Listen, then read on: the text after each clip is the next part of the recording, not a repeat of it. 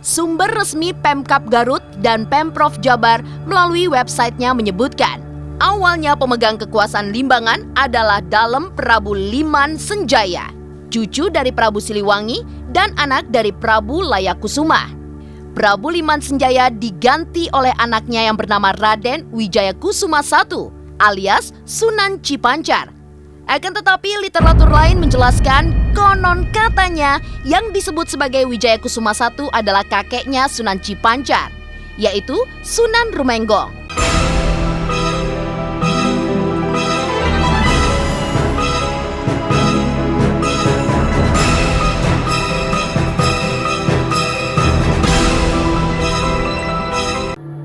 Makam Sunan Cipancar. Kemudian makam keramat di Garut lainnya adalah Makam Sunan Cipancar, di mana makam ini berada di Kompleks Makam Sunan Cipancar di Kampung Pasir Astana, Desa Pasirwaru, Kecamatan Balubur Limbangan, Garut, Jawa Barat.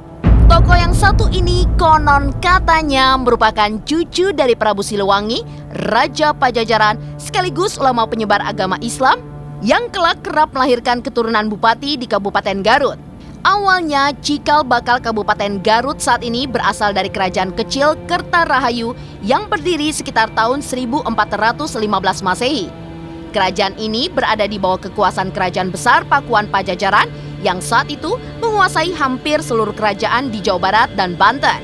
Namun, sejak tanah yang digulirkan Belanda gagal, hingga akhirnya administrasi kerajaan yang berada di daerah Limbangan ini dipindah ke Garut Kota saat ini. Sunan Cipancar konon terkenal akan ilmu pengetahuan, kebudayaan, dan kewibawaannya dalam memimpin masyarakat.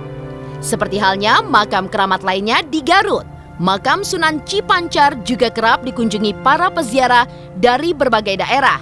Bahkan berada di dekat persimpangan jalan lintas nasional bagian selatan Jawa, makam yang satu ini selalu ramai diziarahi para pengunjung. Sumber resmi Pemkab Garut dan Pemprov Jabar melalui websitenya menyebutkan, awalnya pemegang kekuasaan Limbangan adalah Dalem Prabu Liman Senjaya, cucu dari Prabu Siliwangi dan anak dari Prabu Layakusuma. Prabu Liman Senjaya diganti oleh anaknya yang bernama Raden Wijaya Kusuma I alias Sunan Cipancar. Akan tetapi literatur lain menjelaskan konon katanya yang disebut sebagai Wijaya Kusuma I adalah kakeknya Sunan Cipancar, yaitu Sunan Rumenggong. Kabupaten Limbangan semula merupakan sebuah kerajaan daerah bawahan Kerajaan Besar Pakuan Pajajaran bernama Kerajaan Kertarahayu yang didirikan Sunan Rumenggong di kawasan Gunung Poronggol Limbangan sekitar 1415 Masehi. Sunan Rumenggong bernama asli Jayakusuma atau Wijaya Kusuma I.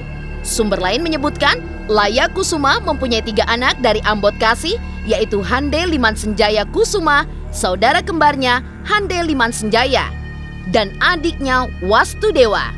Hande Liman Senjaya Kusuma berputra Jayakusuma atau Panggung Pakuan Wijaya Kusuma atau Wijaya Kusuma II atau Liman Senjaya Kusuma yang belakangan disebut Sunan Cipancar. Namun, nama Limbangan saat ini tinggal berupa sebuah wilayah kecamatan yang ditambahi kata Balubur di depannya menjadi Kecamatan Balubur Limbangan. Berbeda dengan makam tokoh penyebar Islam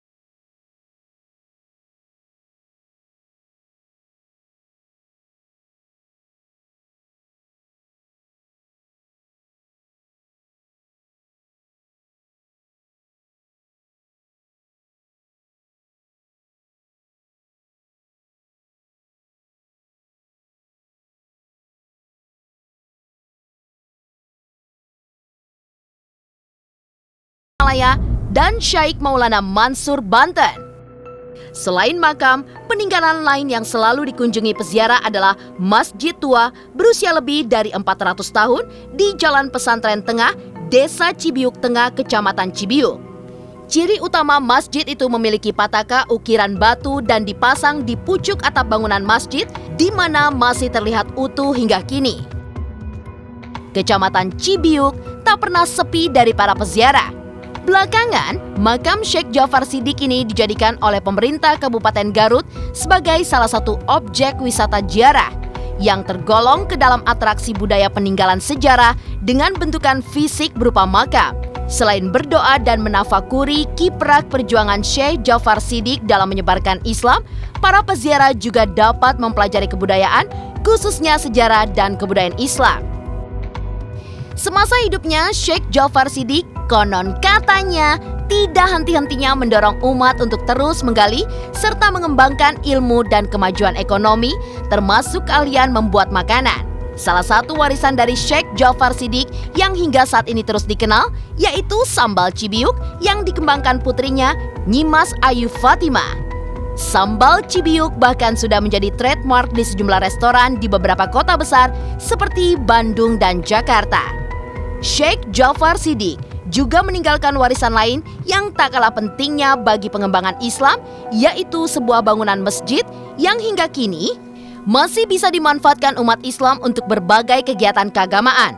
Masjid yang dibangunnya memiliki ciri dan corak khas bangunan masjid buatan para wali di Pulau Jawa, yaitu beratap kerucut dengan disangga oleh tiang-tiang kayu kokoh yang sambungannya tidak menggunakan paku. Pada bagian atas atapnya dipasang sebuah benda berukir terbuat dari batu yang disebut masyarakat setempat sebagai pataka, di mana diperkirakan bangunan masjid tersebut sudah berusia lebih dari 460 tahun. Masjid yang dikenal dengan sebutan Masjid Mbah Wali tersebut terletak di Kampung Pesantren Tengah, Desa Cibiuk Kidul, Kecamatan Cibiuk.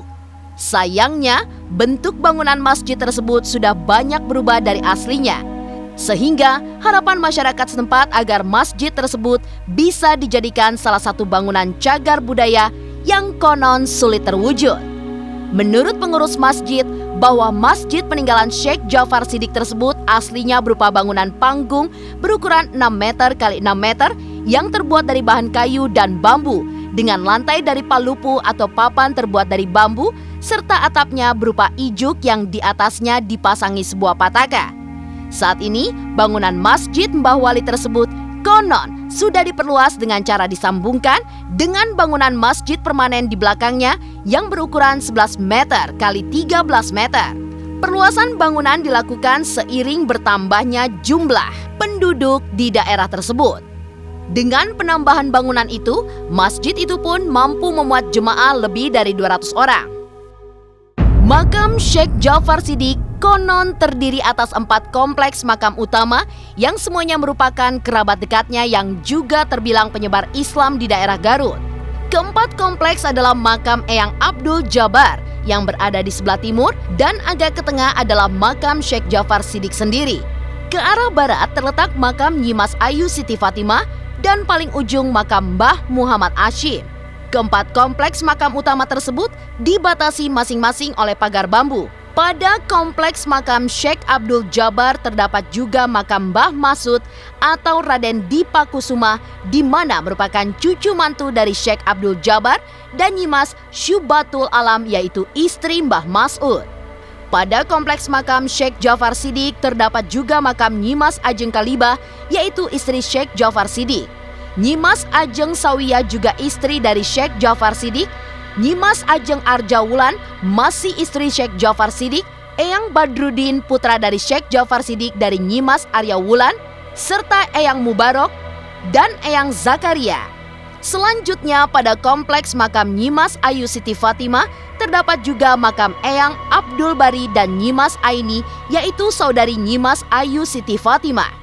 Pada kompleks makam Mbah Hashim, yaitu cucu mantu Nyimas Ayu Siti Fatimah, terdapat pula makam Muhammad Nail dan Mbah Muhammad Arif.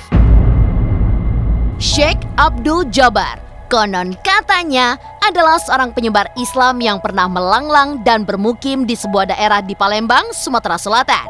Konon, ketika ia kembali pulang ke kampung halamannya ke Cibiuk, Garut, masyarakat setempat menyebutkan bahwa Sang Prabu Mulih atau pulang kembali. Sehingga dari situlah muncul nama Prabu Mulih untuk suatu daerah di Palembang, tempat Syekh Abdul Jabar pernah bermukim. Karena itu pula ia sering juga disebut dengan nama Mbah Lembang, yang maksudnya asal Palembang. Lantaran makamnya di kaki Gunung Haruman, Syekh Abdul Jabar sering disebut juga sebagai Sunan Haruman. Namun, sebutan Sunan Haruman juga terkadang ditujukan kepada Syekh Jafar Siddiq.